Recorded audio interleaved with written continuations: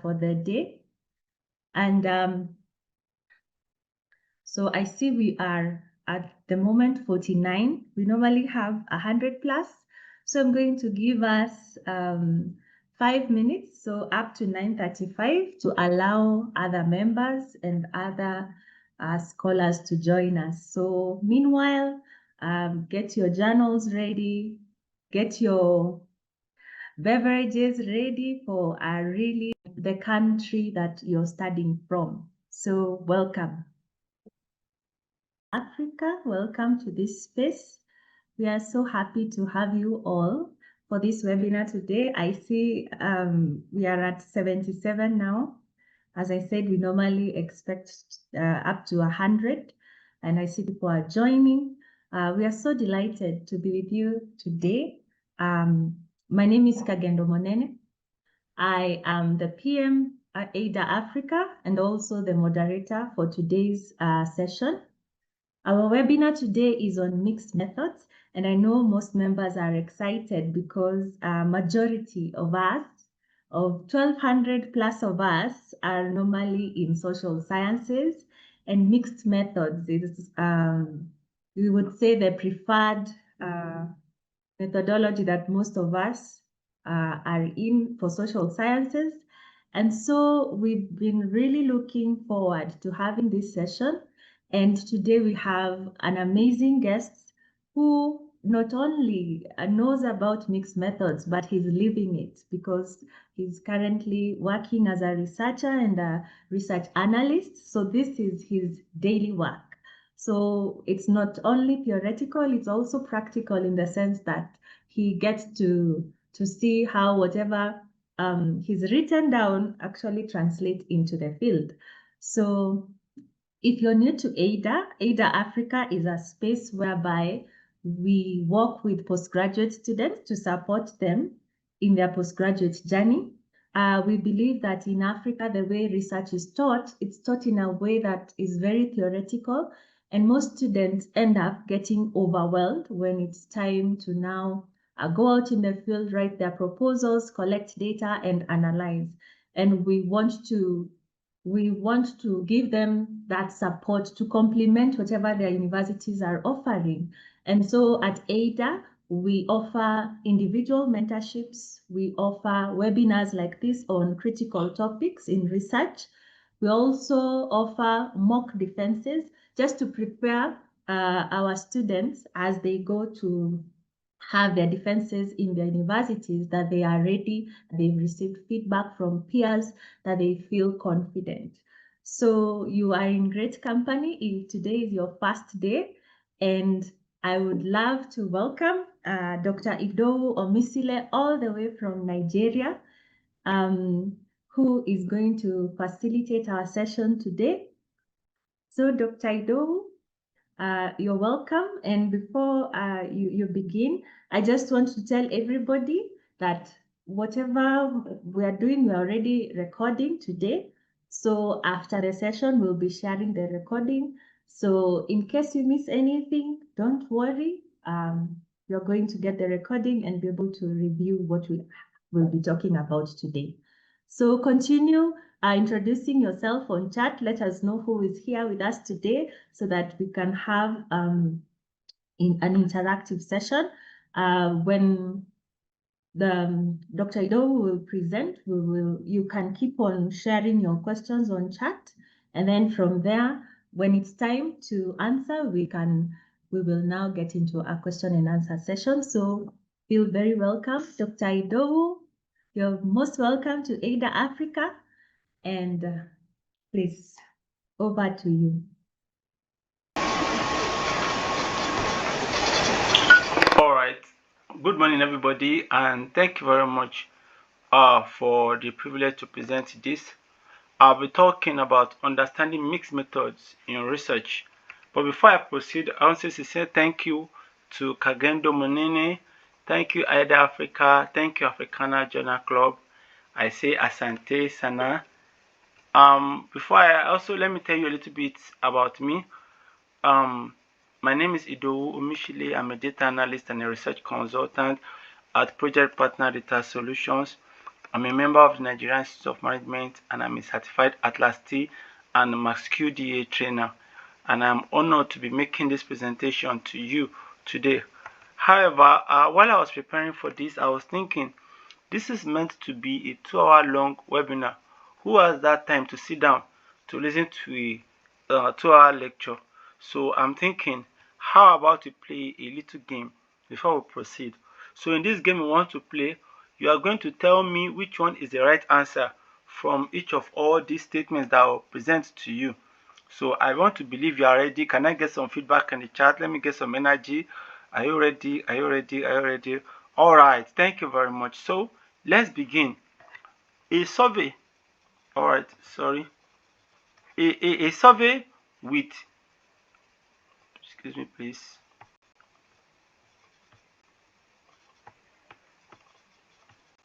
All right.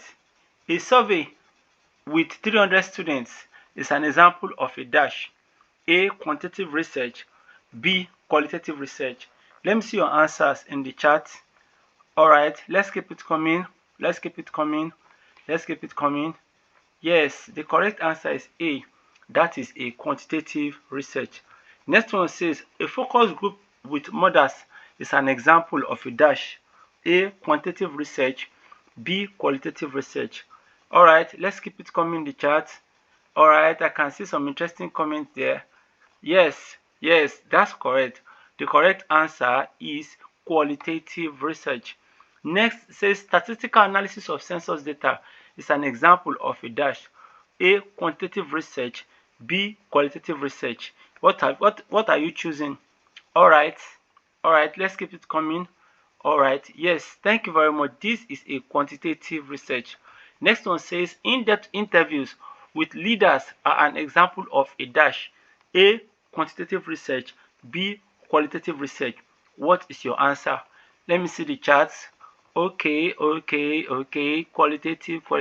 Option B, qualitative. Okay, one or two quantitative, but yes, the correct answer is B, qualitative research. And lastly, an experiment testing a teaching method is an example of dash. A. Quantitative research. B. Qualitative research. All right, let me see your responses. Okay, let's keep it coming. Let's keep it coming. Yes, you are all correct. This is an example of a quantitative research. So from all of this, you see that you can see that there are distinct types of research that lends themselves to quantitative and qualitative research. And it seems that at least a good number of us have some understanding of the differences between the two. In a part of this presentation, I will tell you more about the differences between quantitative and qualitative research. But how many did you get right out of all the questions? Let me see. 4, 5, 5, 5, 5, 3, 5, 5. All right, that's very fine. Well done, everybody. I think you deserve an applause. Okay, the objectives of this webinar, number one, is to help you to understand the foundations of mixed method research. Then you will learn when and how to apply mixed method research design. You will learn how to explore the strengths and challenges and ethical issues that may relate to mixed method research, and you will gain practical tips for integrating quantitative and qualitative data in your research. However, before I proceed, I think it would be expedient to define what is a research design. A research design is a procedure for collecting, analyzing, interpreting, and reporting data in research studies. They refer to models for doing research with distinct names and procedures. The common types of research designs we have are quantitative, qualitative, and mixed method research. There are a lot of other designs as well, but majority or practically all of them fall under either a quantitative method or a qualitative method or a mixture of both methods. Also, before I proceed, I would like to do a disaggregation between these two similar techniques, as it is very common for people to mix them up. Difference between mixed methods and multi-methods. Mixed method is when you combine quantitative and qualitative techniques in a single study. For instance, you do a survey and you do interviews, then you are doing a mixed method research. However, multi-method research is when you are using different techniques under a single research design. For instance, you are doing two quantitative or more quantitative methods in a single quantitative study, or two or more qualitative methods in a single qualitative study, then that will be a multi-method. For instance, you do interview and documentary research, that will be a multi-method, or you do an experiment and a survey, then that will also be a multi-method. In both instances, you are not crossing quantitative and qualitative together. That is why it is not mixed method. It is mixed method when you combine quantitative and qualitative together in a single study. So I believe you've gotten that. So before we proceed again, I want to make a difference between quantitative and qualitative research. Both methods have different ways of doing their own thing. So I spoke about the aim of quantitative and qualitative, where I said that quantitative research seeks to test hypotheses to predict the world using numerical data primarily, whereas qualitative research seeks to explore experiences or understand the world using basically textual data. Then I was saying that the approach also differs, where in quantitative research you are it is narrow focused and it is context free. That is not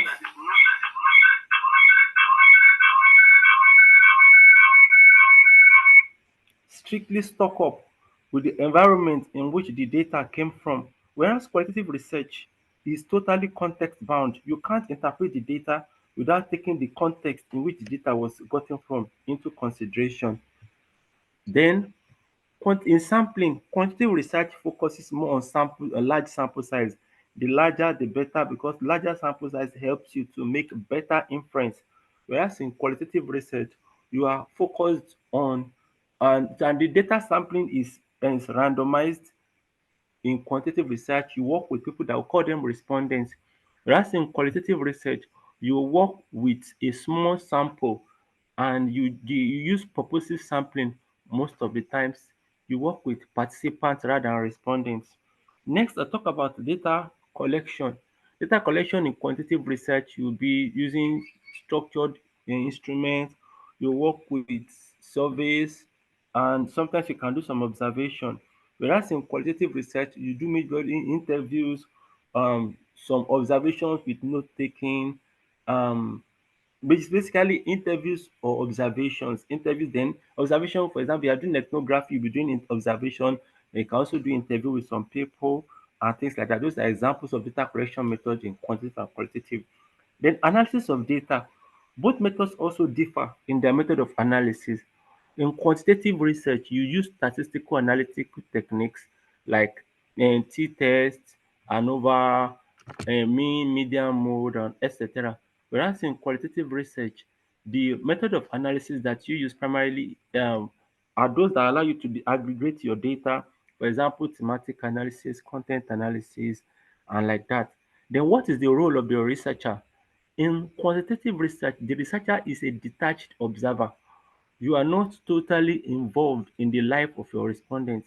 Whereas in qualitative research, the researcher has a direct involvement in the research process. So given that, let me go ahead and define mixed method research. There are many definitions for mixed method research and it has changed over time. One of the most notable names in qualitative research in mixed method is Creswell, and one of his definitions is like quantitative research is a method of research that combines quantitative and qualitative data in a single research. So by doing this, you leverage on the strength of both in order to get better results. This method of research started gaining popularity in the 1980s and it has become more and more popular over the years. So the question is, why do we even bother doing mixed method of research? Doing one is enough. So one reasons include the fact that we may want to um complete one of the reasons is because they complement one another. You can use one method to complement the findings from another. Then you can use one method to validate the findings from another. Maybe you do quantitative data collection, you can use the qualitative data to validate the findings to confirm that okay, this thing is true. You can use it to expand on a particular aspect of a finding or to explore deeper. When we are talking more about the different designs under mixed method, I will explain more on this. You can use it to get a holistic understanding of the subject matter of interest in your research. So let's talk about the when. When should you do um, a mixed method research? You should use a mixed method research when one method is insufficient to answer your research question, or when at least one qualitative method, when you are using one What? qualitative method and one quantitative method in a Wait, combined research. how did how Hello, did they enter the lab? hello, sir, Mr. Charles. Why? How did they enter the act? Please, can you let me type the question in the chat? It's kind of skipping You from your were side. going to allow those stuff to enter my yard. Mr. Charles, Charles, you can put your question on chat. Otherwise, I'll mute so that we can proceed. all right. Thank you very much. Okay, so I'm talking about, so each method is used, so you use mixed method when each method is used rigorously in accordance with generally accepted criteria of research, and the combination of both methods is carried out at the minimum through a mixed method design and integration of quantitative and qualitative phases in results and analysis of data. So reasons why you should use a mixed method research, like I said earlier, to corroborate the findings from one method, maybe use the result of one method to corroborate the findings from another about a single phenomenon, or you can you can use it to complement one another. You use one method to elaborate, illustrate, enhance or clarify the result from another. Maybe you are trying to use it in development. Use the result of one method to inform the other method for maybe instrument development or determine a sampling approach. You can use it when you want to initiate, use one method to uncover the paradoxes and contradictions in findings from another method. Maybe you did a survey and the result does not make sense. Like, why is this thing? Then you can go to collective to find the why. Or you did an interview and the findings are so interesting. You want to know, does this thing occur for everybody? You can do a survey to find out whether this thing is true. We'll talk more about that shortly.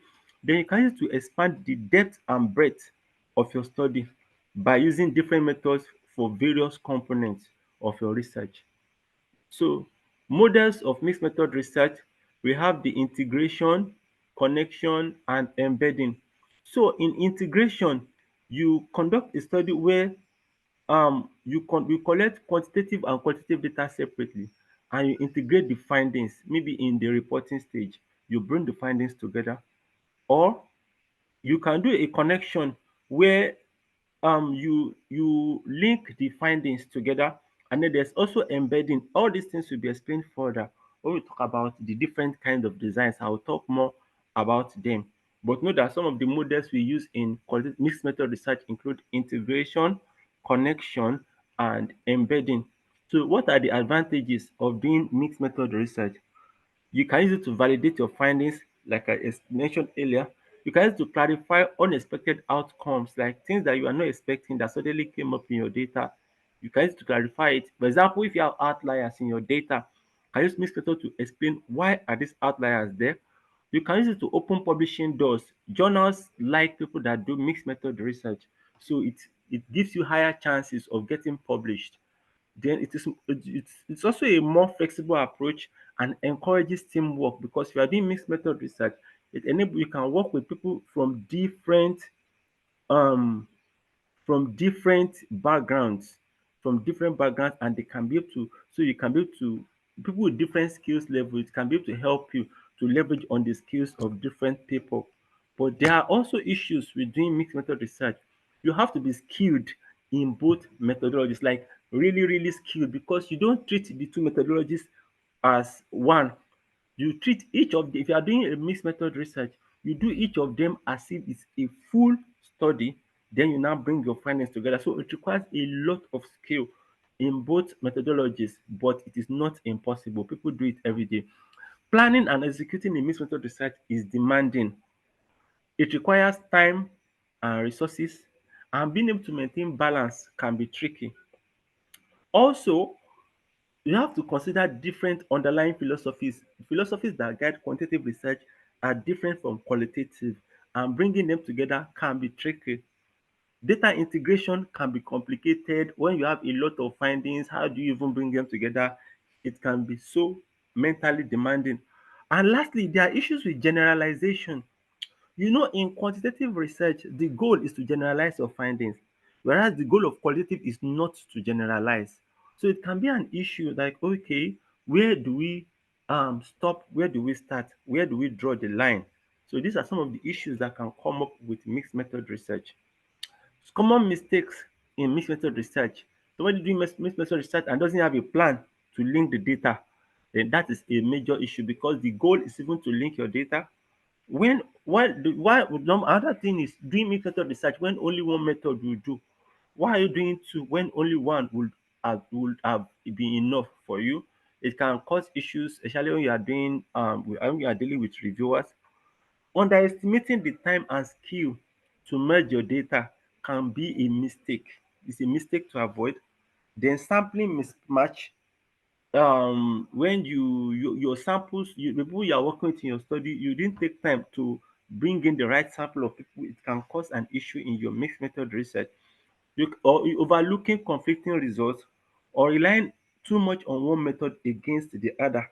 These are some of the issues that you can have when you are doing a mixed method research. I will talk more about them and I believe you'll be able to understand them more as we go on with my presentation.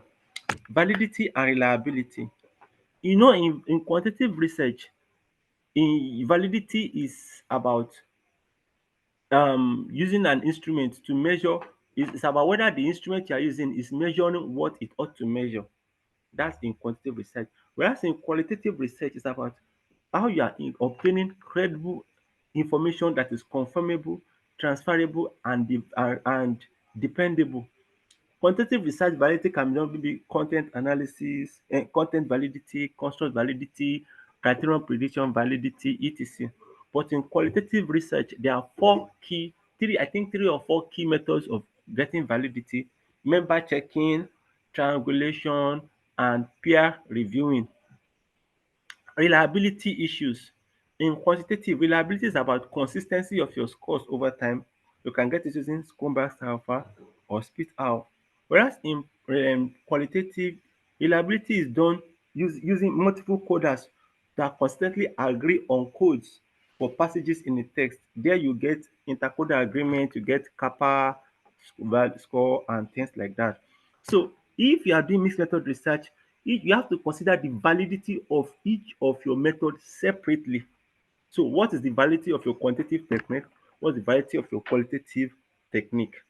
I did not mention another issue with mixed method research is that you may have issue with IRB in the internal review board.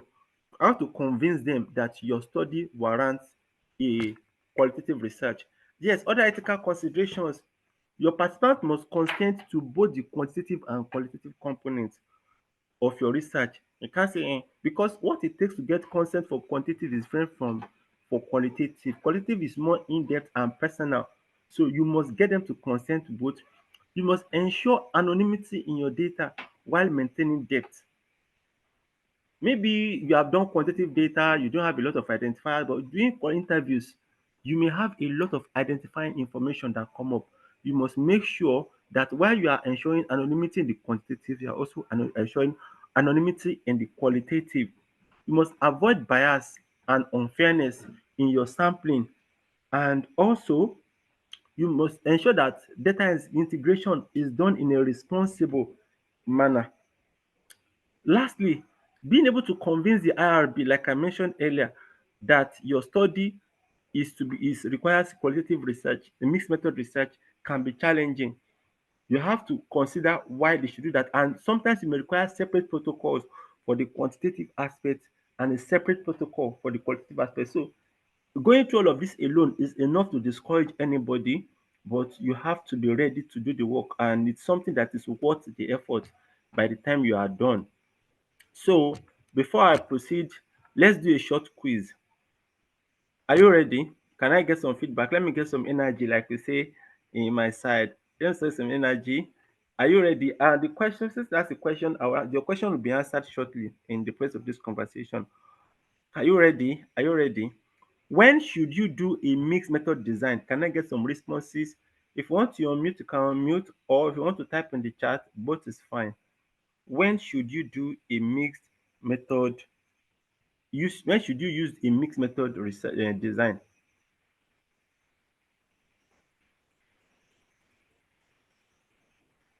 When one method is insufficient to Yes. answer your research questions. Correct, correct. Another person.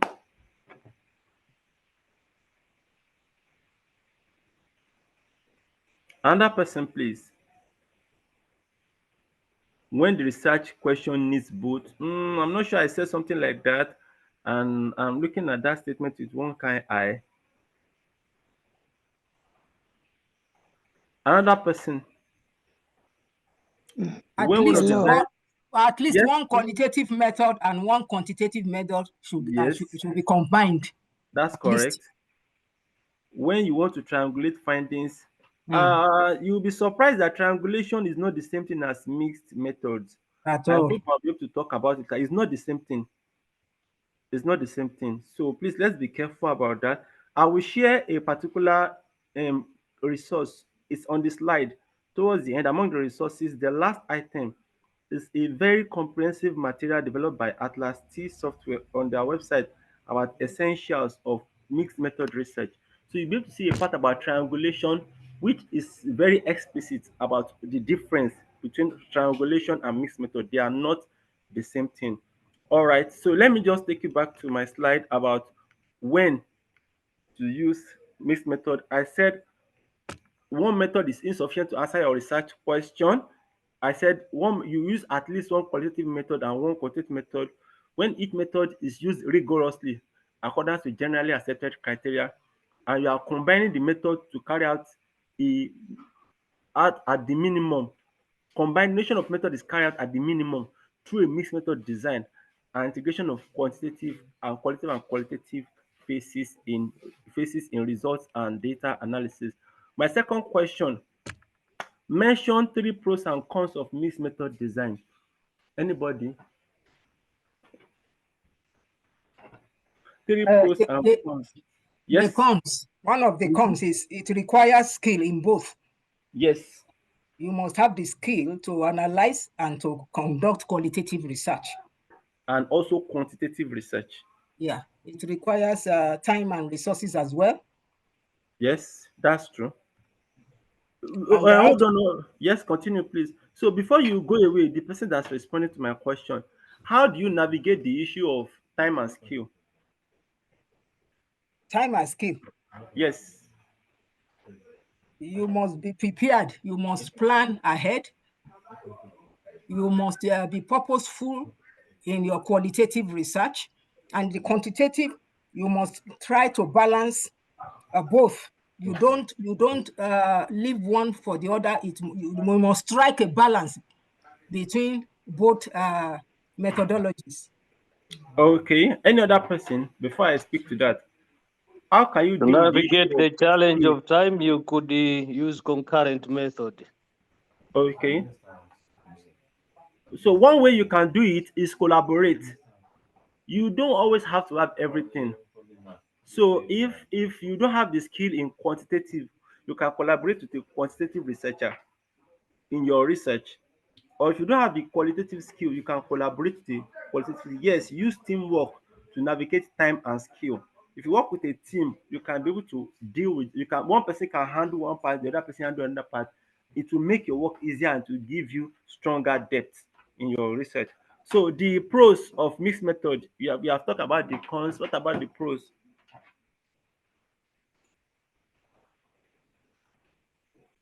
What are the pros? It clarifies unexpected outcomes. Yes. And opens door for publishing. Correct. That's one. I agree with you on that. Opening doors for publications is very key because publishers seek for researchers that are able to present data and analyze data and interpret whatever you are presented with graphs, with whatever to supplement and to complement, whatever you are presenting in their journal articles. And they look at all these are more scientific and evidence-based. These are Yes. the core of making you to be a skillful researcher. Thank you. All right. Thank you very much. Yes. So it is more attractive to publishers because they see that you're able to do more rigorous work, and it makes them more interested in your research. So other pros of mixed method research, it helps to validate findings, clarify unexpected results, open doors to publication. It's a more flexible research approach and encourages teamwork. Like I said, you can collaborate with others, which is teamwork. Then the course requires both skill in both methodologies, which I said collaboration will help you to resolve. It is demanding in planning and execution. I can tell you that for free. It requires time and resources. Maintaining balance is tricky, and different underlying philosophies is also tricky. Integrating data can be complicated, and there are issues with generalization, but if you can navigate this, you will be happy for it.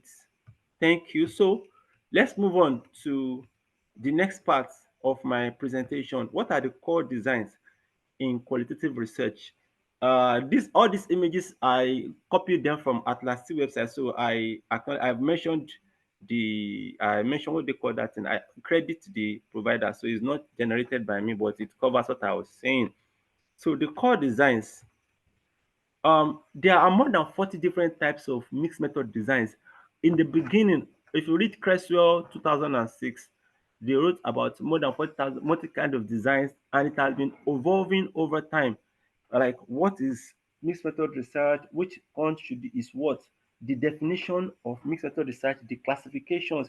So you may read one material, they will say one thing, and you read another material, they say another thing. It keeps evolving. So it's likely that we'll see more evolution of these methods over time. However, we have three core designs, and then we have other designs, that's why I have six here. We have the convergent parallel design, we have the explanatory sequential design, or we call it sequential explanatory, exploratory sequential design, or sequential exploratory, then the embedded or nested design, then we have the transformative design and the multi-phase design. So I'll speak very strongly on the first three or first four, then I'll just speak briefly on the remaining two. You have the slide already, you'll be able to see them there as well. So the convergent parallel design, what is it, and what does it mean? Here you are carrying out both quantitative and qualitative research at the same time, and your goal is to obtain different but complementary data to answer a single research question. You collect data and analyze them independently. However, both methods have equal priority in your research. It's not like quantitative has a stronger priority compared to qualitative. Both of them have equal priority in your research. That is a convergent parallel design. So here the researcher collects, analyzes both quantitative and qualitative data separately but at the same time. I want to call your attention to something. You notice that my quant and qual are in capital letters. Whenever Yes. there are some definite notations for mixed method research, whenever you have this in capital letters, it shows that you are leaning strongly on any of them. If I had capital letter quant and small letter qual, that means I'm leaning more towards the quantitative than the qualitative. And if it is vice versa, it means I'm leaning more towards the qualitative than the quantitative. But here, both of them are given equal weight, although you collect data at different times.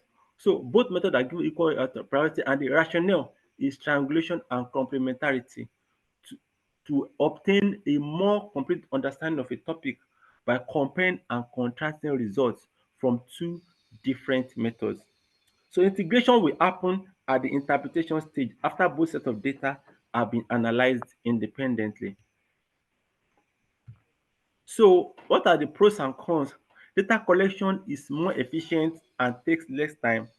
It will give you robust data for corroborating both quantitative and qualitative perspectives, and it encourages multidisciplinary collaboration However, integrating your findings can be challenging. You have to have expertise in both methods, and using different samples can make your results mismatch. Explanatory sequential design.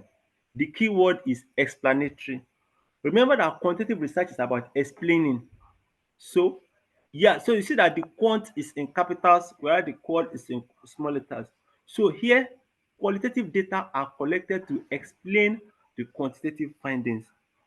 Quantitative data frames qualitative data collection. So here, quantitative data is dominant and has a priority. It's a two-phase method that starts with quantitative and ends with qualitative. Greater emphasis is paid to the quantitative data, and it is useful when a researcher wants to understand reasons underlying quantitative findings. I was saying earlier that maybe you have some outliers, you have some bizarre results, like why is this thing coming out in my data? Then um you can do a explanatory sequential design. Remember, it means you are carrying out two separate research. Having done your quantitative research, then you have to design the qualitative and do it in full, not like let me just do something small. So you have to do it in full so that you can be able to provide strong evidence for your quantitative data. So Creswell 2006 mentioned two variants, although in subsequent text they did not mention. I had to consult a lot of textbooks just to make sure that I have a grounded presentation for this class. So they did not mention this in their subsequent text, but I think I liked it. That's why I retained it in my slide.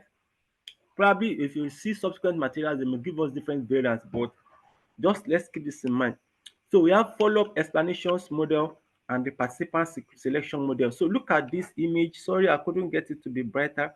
Let me see if I can zoom it. So this is the explanatory design. You have the quantitative that's first collected, then you collect the qualitative.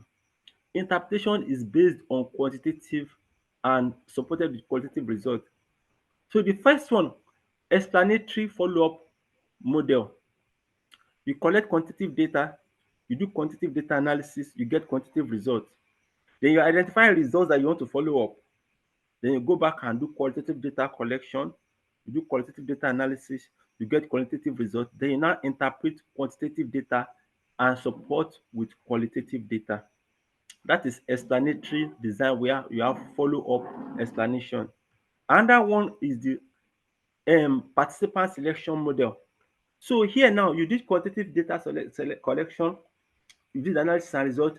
So use it to inform the participants that you are going to select for your qualitative data. Let me give an example. Maybe you want to interview students that have let's say some mental health disorder, and you have issues with finding them. Maybe they have OCD, obsessive compulsive disorder. You want to interview students that have OCD. You want to examine maybe their lived experiences or etc. So you need to identify them, but you don't have them immediately available. Then you now go and do a survey, maybe in a school or several schools. Then from your survey, you now identify those that have caught the threshold for severe OCD. Then you now bring them in as your interview participants. That's why we called it participant selection model. So you first do quantitative data collection, analysis, results. Then you now select qualitative participant, data collection, quantitative analysis, and qualitative results. So you interpret your quantitative findings, but you lean heavily on it because your focus is more on the qualitative. Maybe for instance, you want to talk about people in the hospital that have extreme cases of something, then you can use this method to identify people that you want to do your research on, and then you use it to select people that you want to interview. For instance, someone that goes through case notes in the hospital can be doing a case study, a cohort study, maybe retrospective case control study. From there, we identify people that have a particular ailment, and you want to find out what are the factors that predict this. Then you can go to the, you can now isolate those people and then contact them to figure out, okay, can you interview them? So it will save you time from doing a lot of interview that you don't get enough findings that will support your work. Please, what I've said, is that clear?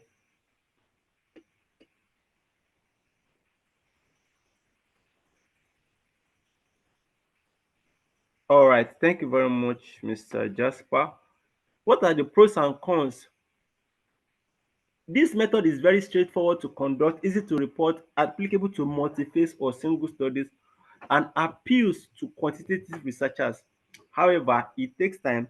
You have issue with participant selection again, and it can be difficult to secure IRB approval for it. The next method I'm talking about is exploratory sequential design. Here we have a qual-quant. Quantitative data builds on qualitative findings to provide generalizability.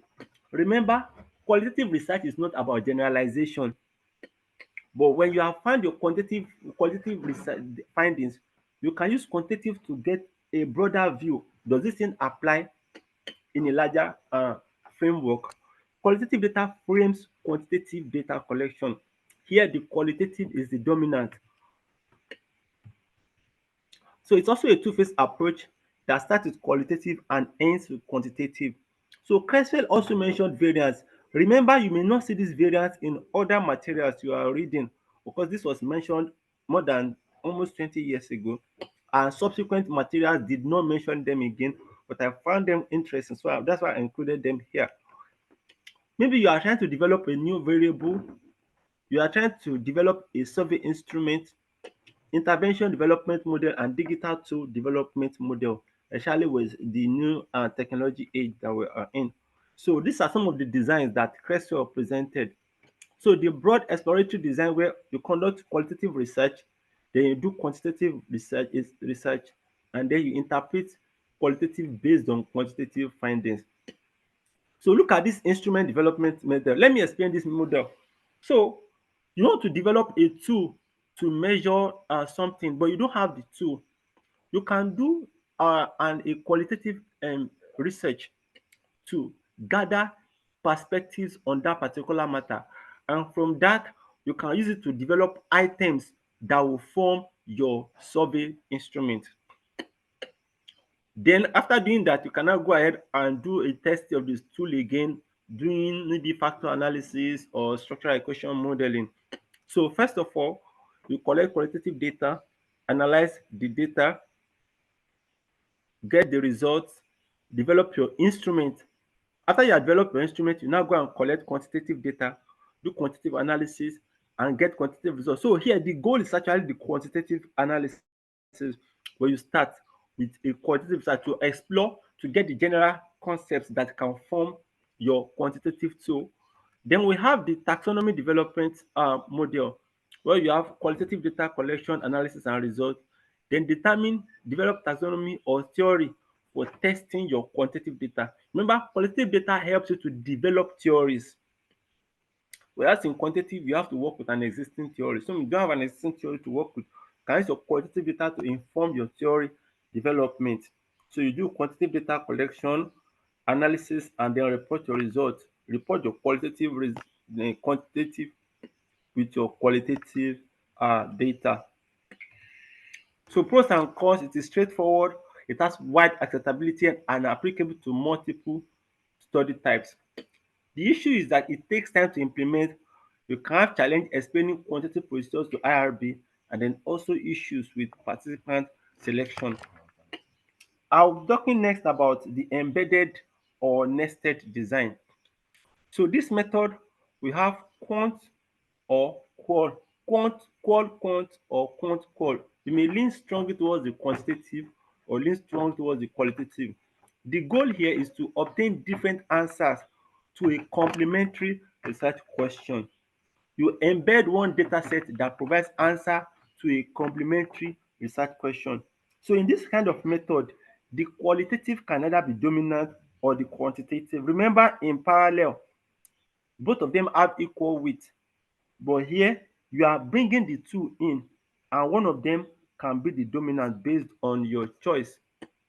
One data set provides a supportive secondary role. Excuse me, doctor. Yes, sir. Let me take you a step back. Okay. You talked about qual quant. What is that, the process? Can you say it again? Please, can you repeat your question? Yeah, you are explaining, sorry. You're explaining the slide that we have just left. about the process of quantitative and qualitative. Yes. So now I got mixed up, and before I know it, you were moving to another slide. All right. Sure. Okay, thank you very much. Okay, so I'm saying that your embedded or nested design can either be primarily qualitative, embedding quantitative in it, or it can be primarily quantitative, embedding qualitative in it. So this is either A or B in your embedded nested design. Is that clear now, sir? Yep. All right, I will explain more shortly. So the idea is that a single data set is not sufficient and different questions need to be answered with different types of data. So a researcher uses this when he needs a particular data to answer a research question within a largely quantitative or largely qualitative study. So we have two variants here, the experimental embedded design and then the embedded correlational model. I also got this from Creswell as well. So let me talk through them. So in the embedded design, maybe you did a largely quantitative design and you embed a qualitative method.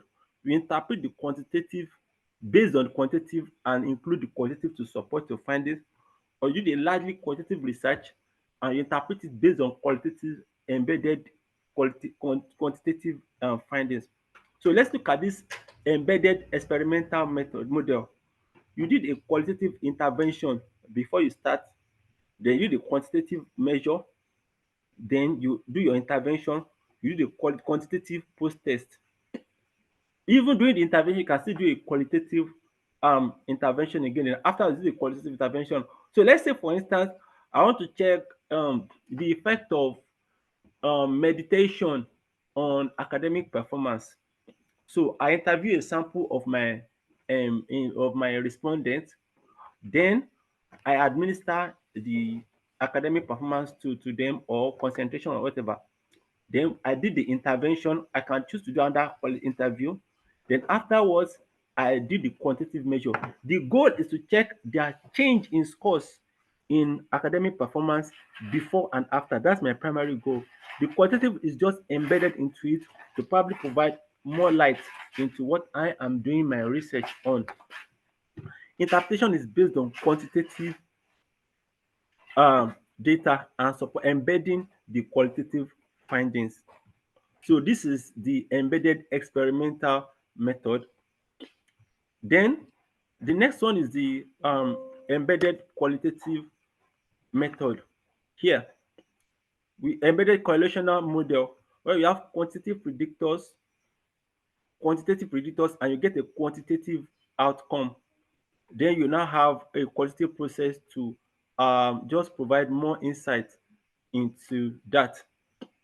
Thank you. So what are the pros and cons of this method? It is useful when there's limited time or resource. It is logistically manageable for graduate students and appealing to funding agencies because of primarily quantitative learning. However, you need to justify the reason for other methodology and difficult to integrate the findings. You may have limited guidance in literature to support what you are doing. So I want to say something. How is embedded design different from convergent parallel design? Number one, timing. In convergent parallel, quantitative and qualitative data are collected concurrently. Whereas in embedded design, one data set is embedded within the other's design. They don't necessarily have to be collected at the same time. Yes, you need IRB. Anything you are doing, you need to get approval. You must, when you are dealing with IRB, you must provide complete information about what you are doing. Otherwise, they may stop your work at any point in time if they find that you are doing something that you did not get approval for, so that to be sure that you are adhering to all ethical considerations. Both data types are equally important in convergent parallel. Whereas in embedded design, one is primary, the other is just supplementary. And remember, this is different from sequential design. Purpose. The purpose in convergent is triangulation and complementarity, whereas in embedded is to enrich or explain a specific aspect of the main study. Integration. At the integration stage, that's where you work in convergent parallel, where you compare and contrast findings. Whereas during data collection or analysis, It is often nested within a single phase. Your work is often nested in a single phase in embedded design. So that is where convergent parallel is different from embedded design. So I just talk briefly on these complex designs. I've referred you to the reference material at the end of this slide. You can be able to follow the links. Some of them I uploaded them on Google Drive. One of the materials I used. So that you can be able to consult them for further studies. So you can download them. Others, I provided the link. Just click on it. You'll be able to get to it. I've mentioned that for triangulation, I've referred you to the Atlassian material so that I can be able to get more. If I have the time, maybe I'll be able to talk more about it. Complex or mixed research designs. So the transformative design and the multi-phase design. So the transformative design is rooted in social justice and challenges to power imbalance. You deal with stakeholder engagement and it's participatory. It drives type of policy intervention and systemic change. And so the multi-phase design is sequential, builds on prior findings, and combines both quantitative and qualitative methods. It is ideal for complex or layered research in health education or the social sciences. Again, I'll refer you to the material that I've shared. You'll be able to get full further information on it. And maybe subsequently, probably you can be able to reach me by email if you need to. Probably you may need support for any of these. So how to choose a design? We have the timing issue, weighting, mixing, and theorizing. We should have to decide which method of mixed method am I using. First of all, is the timing. If there's no sequence, then you are probably doing a concurrent research.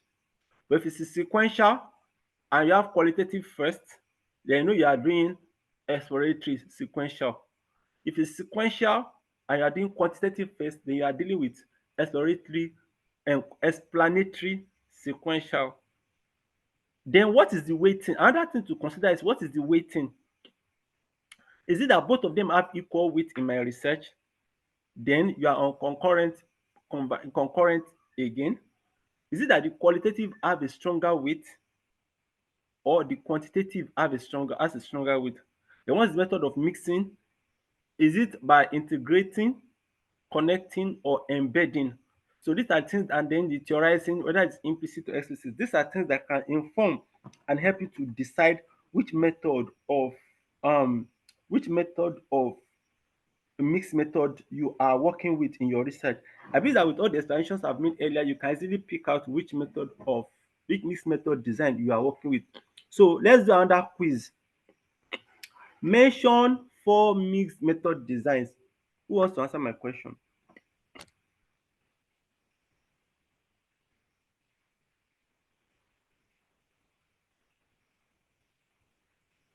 Oh yeah. Our view. Convergent. Yes. Parallel design. That's Explanatory sequential design. 2. Exploratory sequential design. Embedded or nested design. Everybody, let me clap for her. So let me call somebody that has not talked today. Let me pick on somebody. Let me pick on someone. Fanny Nankonde. Sorry. I'm Nigerian, Yoruba Nigerian. I may not pronounce very well. Can you answer the second question? Thank you very much, Ma. Oh yeah, Fanny, or let me call another person. If Fanny, I'm waiting for Fanny. Zainab Oni. I hope I got it right. Any of you can answer, or Bashir Malim. What's the key difference between sequential exploratory and sequential explanatory design? Any of the people have called, or let me pick another person. Charles, Mr. Charles, do you want to talk to us? Are you people here with us, or you just left me with a few people to be talking? Who else wants to talk? I need somebody to answer my question. All right. What is the difference between sequential exploratory and sequential explanatory? Mr. Shehu Umar.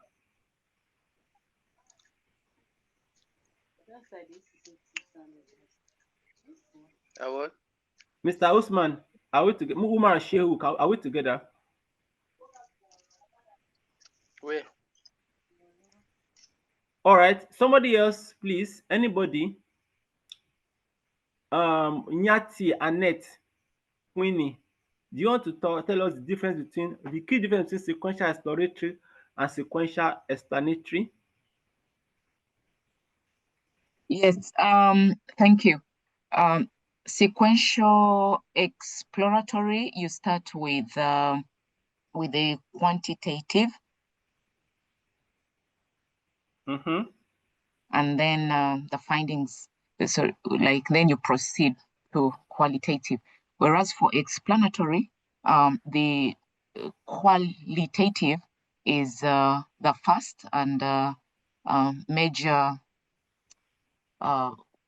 design to start with, and then you get to quantitative. Thank you. All right. Thank you very much. Please let me give her a round of applause. A round of applause. A round of applause. You've done well. Thank you very much. So I believe my presentation has been lucid and clear in spite of the initial gra that network did for me. Okay, let's talk about the practicalities of integration. What are the considerations before using a mixed method research? Number one, what is your rationale for doing a mixed method research? Why are you doing this? If your rationale is not clear, you may have an issue. So what is the rationale? Why do you want to do a mixed method research? That's the first question. Also, you have to understand the various designs, and I believe we've taken time to justify that. Understand the various designs so that you'll be able to know which exactly are you working with. Next, what are the project management considerations? What are the things that are required to manage this project? Collecting data, analyzing, reporting. Then, how will you ensure that rigor is demonstrated? Rigor means the level of effort to ensure that you apply the right methodological techniques in carrying out your research. Also, what is your philosophical approach to your work? Remember, both methods use different philosophical approach. So what is the right philosophical approach that you're applying for your work? And you have to assess the skills required. Do you have the skill? Can you get somebody that has one of the skills to support you? How do you want to pull off your exercise? And you have to justify the integration of qualitative and quantitative methods in your work. If you cannot justify it, then probably you should just do one that you are safe with so that you avoid headache for yourself. Next, what are the steps in conducting a mixed method research? According to Creswell 2023, Creswell actually did a video on YouTube. The link is on the document I shared as well. You can watch the video, steps in conducting a mixed method research. I summarized this from the Atlas C website. So you have to decide your title.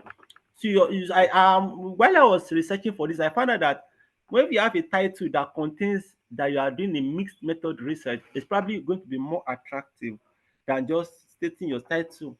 Your title should be able to communicate easily to people that this is a mixed method study, that your problem statement should be clear and straight to the point and also support what you are working on. Then you go to your theoretical framework, taking into consideration the different philosophical perspectives for both quantitative and qualitative, your purpose statement, and the general intent of your research. Subsequently, you talk about your research questions. Define your research questions, and remember they have to justify the rationale for you doing your mixed method research. Now, I wrote that you should define mixed method. So one of the authors says that you should provide your own definition of mixed method research, because if you are not clear about your definition, you are likely to get it mixed up. So you have to be clear that this is what I mean by a mixed method research, so that we are sure that you are not doing multi-method research or you are not just doing something else. Then specify your data types and do a preliminary design diagram. These are important steps. I will share the link. Somebody requested for it. I will get the link for you. I will share it as well along with other materials that I have presented. I think have got it. So I'll put it in the chat now, and you also get it in WhatsApp chat accordingly. So we talk about the steps in designing a mixed method study. It's in the chat at the moment. So at the data collection stage, you have to consider that it differs for different multi-method types. I'll say it again. There are different um data analysis methods for different mixed method designs. How you analyze sequential is different from how you analyze exploratory, is different from explanatory, different from convergent, different from embedded. Why? Number one is that the timing of data collection is different, and then how you use the data for explaining your results are different from one another. Two, your study participants and then also the emphasis is different. Two, your study participants, are you using the same set of persons or different persons in both strands? Is it the same people that you administer questionnaire to that you are also going to be interviewing, or different? Different, if you are different methods lean to different techniques of participant selection. Some say that if you are doing a convergent design, it should be the same set of people, because if you use a different set of people, probably they will give you something totally different from what you have found in your quantitative, and you may have issues like in trying to integrate the findings again. I also encourage you to take time to read more on this so that you will be able to get proper understanding. Then the sample size, is it the same thing or different? Apparently, you can't use the same sample size for both quantitative and qualitative. You need more for quantitative to ensure generalizability. But you also have to determine what is the sample size that I'm considering for your work. Instruments, instrument of your research instrument depends on the purpose of your study. And remember, your instrument must align with one another. One should not go north and the other one go south. You have issue with bringing your results together. What is your data source? Are you using the same tool or different tools for different method? And what is the order of administration of tools? All these are informed by the method of research that you are using. Whatever you do, ensure to use your resources efficiently and evaluate and document your sampling decisions in the process. That is the data collection stage in your mixed method research. Again, the materials I've provided will help you to learn more about this, and I'm strongly recommending the mixed method um, resource by Atlas T. It's totally comprehensive, and with that alone, you should be able to have a rounded understanding. It's very long, it will take you time to complete reading, but if you complete it along with these slides, you will be able to make good work for yourself. In the process of data collection, you do this, sorry, this should be the analysis stage, not data collection stage. Let me see if I can quickly correct that. It should be analysis stage. Apologies, please. Should be the data analysis stage. All right. Thank you. All right. So back to where I stopped. In the data analysis stage, you prepare your data. Remember, you prepare quantitative, qualitative, different ways. Explore your data. Normal way you do your normal exploration, whether it's quantitative or qualitative, without leaving any stone unturned. Represent your data, analyze your data using the appropriate analytical techniques based on your research questions and your objectives. Represent your data in tables, graphs, or anywhere you want it, network diagram, using quotations. Interpret your results and validate your findings. After interpreting, you have to interpret the quantitative separately from the qualitative, then validate them. Okay, how do they line up with one another? You have to compare the findings of one against the other. So how do you integrate your findings? You can integrate your findings after conducting separate analysis. Identify common themes or concepts. Maybe this quantitative shows that it was hypothesis one was significant, that so and so. Then check the qualitative data. What does it say in line with this? So there's something called a joint display.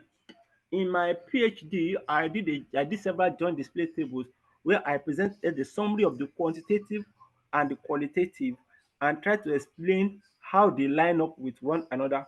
Then you analyze the joint display table and then you tell us, are there any discrepancies? Then if there are discrepancies, you can apply additional strategies to explain discrepancies, then interpret the integrated findings. So the interpretation stage usually occurs in multiple stages. It usually relates to your research question, and here you consider multiple perspectives. This step requires rigor. So let me say it again. You have analyzed, okay, for instance now, let's say your quantitative result was significant that let's say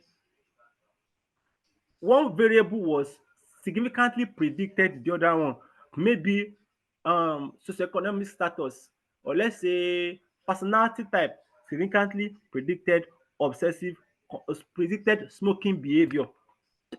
That's the result, and it shows that those that have more openness to experience are likely to have to correlate strongly with smoking.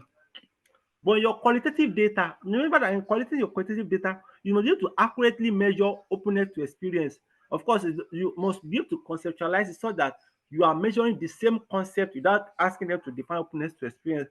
Then what does your so in your analysis of qualitative data, you will have been able to integrate the findings to say that okay, these are the people that have openness to experience and these are their perspective about smoking. Then you can be able to link it. Now say, what does my qualitative data say? What does my quantitative data say? Are they agreeing or they are disagreeing with one another? If they disagree, you mention, okay, these things, they don't line up at this stage. This thing, they line up at this stage. Then what does it mean? And if it doesn't make sense, probably you may need to collect more data to explain why. Or you can be able to check more into your qualitative data. Are there explanations for this? Because in qualitative data, you can be able to get your why easily. So that's why I said it requires rigor. Not something you just do spuriously and just walk away. So challenges with interpretation. Aligning qualitative and quantitative paradigms can be challenging. There may be conflicting findings. And remember, both methods of analysis have different levels of details that they entail. Also, it requires time and resources. It will take longer time if you are doing only one of them. Lastly, I think I'll be wrapping up now. When you are doing a mixed method research, what is a key takeaway? You start with your research question, choose the right design. Integration is not optional. I said rigor is doubled, not halved.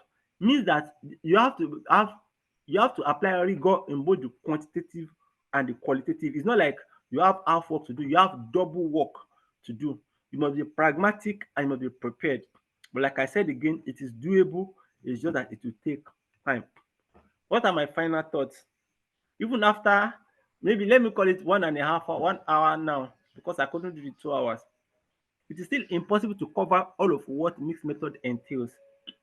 This webinar has presented initial insights that should guide your approach.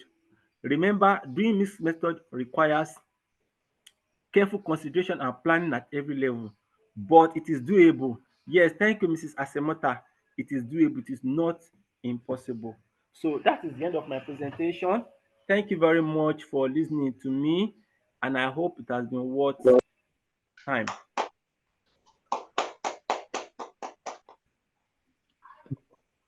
Thank you so much, Dr. Ido.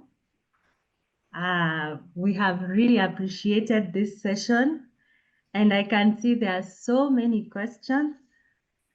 And I think one of the things we've not been able to go in depth on mixed methods before, but today we have. And if it is okay with you, I would even request that we do a part 2, because I feel. Members, do you agree that a part 2 is needed? Because I see so many clarifying questions. Yes. So yes, and we will be on our knees next time that the network allows us, so that Okay. to really get into this, because as I said, majority of our members are in social sciences, and so mixed methods is very important for them to understand. Yes. Okay. So if you are with the need for part 2, please put a thumbs up, put an emoji, so that we can be able to move forward. So I think we'll only allow 3 questions because of time, if that's okay, members. And then the rest, because you've given us such wonderful resources, as we go through those resources and we plan a follow-up webinar, then we'll be able to now come and answer your many quiz questions with confidence. Yeah. So I'm going to look into the chat and just see the 3 that are burning. So, or maybe I can just ask 3 members. I see Jasper Okello has raised his hand, so it's 1 question with no sub-questions, just 1 per person, and then we will close after that. So Jasper, you're welcome. You can ask your question. Yeah, thank you for giving me this opportunity. I have 1 question. I am at the early stage of my doctoral study, and my research objectives has a quantitative objective and also qualitative objective. Do that one qualifies to be categorically said it is a mixed method? All right. You can every other person ask their questions, then I will answer them together. Yes, let's hear from Mercy.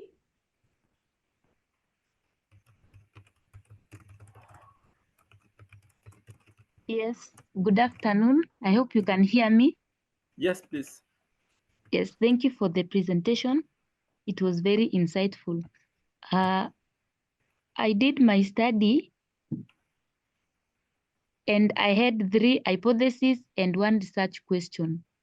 Now, how can we categorize that in those mixed methods? Thank you. 3 hypotheses and 1 research question. And our last question will be from, let's check. Who's the other person? I'm not able to see. Okay. There is someone who had raised their, I think it was Godwin. Godwin, you had raised your hand? Yes. Thank you. Yes, Godwin will be the last. Thank you. Yes. My question is about the difference between the clear difference between the embedded and then the explanatory, because I see that you apply. Please continue, sir. Yes, I can see that under each you are going to use the qual to explain your quantitative results. So at which point, like, there was the difference, the exact difference, because they seem to be the same thing. Okay. And then the other one is the triangulation. How different is it from what we have discussed? Because it seems it's similar, but then you keep saying they are different. So I would like that maybe just touch a little bit on it before we go. Thank you so much. All right. Thank you very much. Thank you to everyone that asked their questions. Okay, so first question. Objectives are both quantitative and qualitative. Does that make it a mixed method? Yes, it actually makes a mixed method, because I mentioned at the beginning that if your research involves using both quantitative and qualitative, then you are doing a mixed method research. So I think that should answer that. Second question, you have 3 hypotheses and 1 research question. That does not necessarily make your work a mixed method research. You have only mentioned, because from what I see here, we have strictly quantitative data. You don't test hypothesis in qualitative research. You are testing hypothesis in quantitative research. So unless you are doing something that requires doing interviews, then we consider say that you are doing what do you call this thing? Mixed method research. So the last question about difference between embedded and explanatory, then what is triangulation, and how is it different from mixed method research? So I'll be sharing the resource in the chat now while I also speak to it here as well. So you can check this chat, the link I sent in the chat, to understand what the triangulation this thing is about. Let me go back to my slide about exploratory. I think I mentioned exploratory. Let me check. Explanatory, and embedded. Even whether it's explanatory or exploratory. So look at explanatory now. You are primarily, you are doing a quantitative study, and you are collecting qualitative data to explain your findings. And I gave you variants of it, where you use it for participant selection or follow-up explanations. Now, your study is a primarily quantitative data, and finishing your quantitative data collection, you go back to collect qualitative data to support any unexpected findings in your work. Vice versa for exploratory. You collect qualitative data, then you come back to collect quantitative. In this embedded that I was explaining, you are doing both practically at the same time, but it's a primarily quantitative study. You're just using qualitative to support a particular part of it. It's not like you come back and then you do the other one. It's like it is inculcated into it. I don't know if my explanation is convincing enough. Does it sound convincing? It does, Dr. Fido. All right. No, what will happen is that maybe when we have our part 2, we'll talk Yes. more about this. And then on triangulation. So I'll say that triangulation, I was surprised also to find this, but it's true. So triangulation is about combining data sources, whereas mixed method, its main purpose is to ensure enhanced trustworthiness of your research by increasing depth and breadth of data interpretation.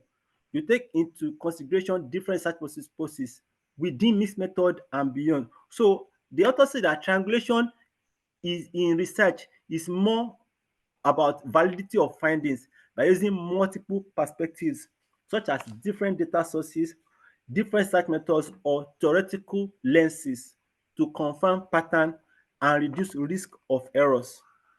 You understand? So you can use it to cross-check your findings and ensure a more balanced interpretation.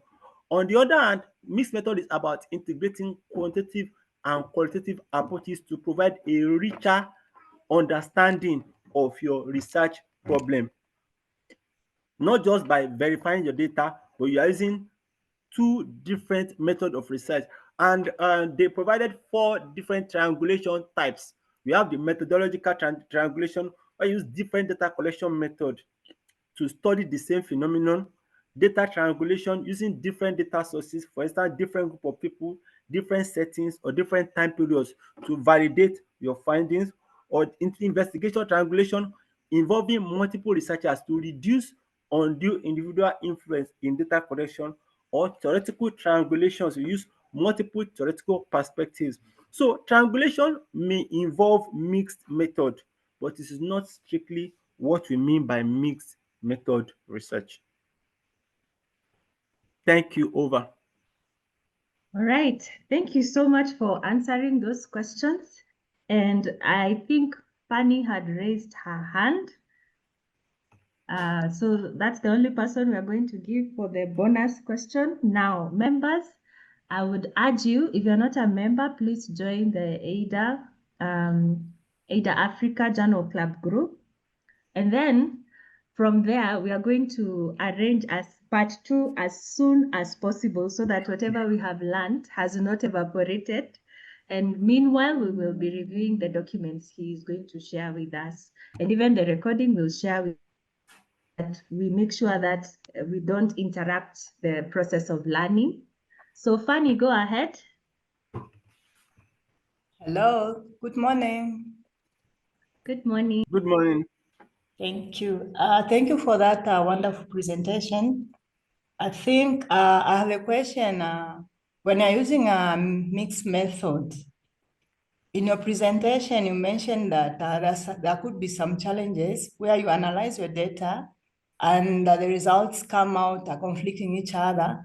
So the results from the qualitative arm and quantitative are actually conflicting each other. So as a researcher at that point, how would you then harmonize these results? Thank you. All right, thank you very much.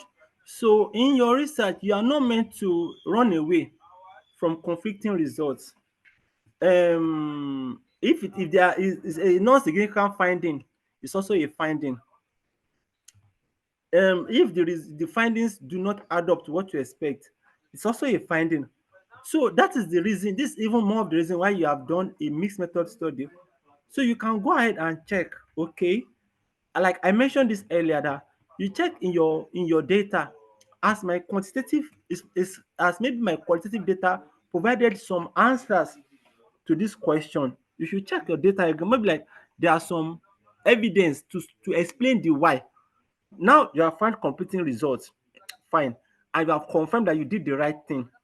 Maybe so you have to be sure that probably you did not interview different people that are significantly different in population. Maybe you interviewed, maybe you for your quantitative, you went to interview people from low socioeconomic background. For the qualitative, you mistakenly interview people from high socioeconomic background.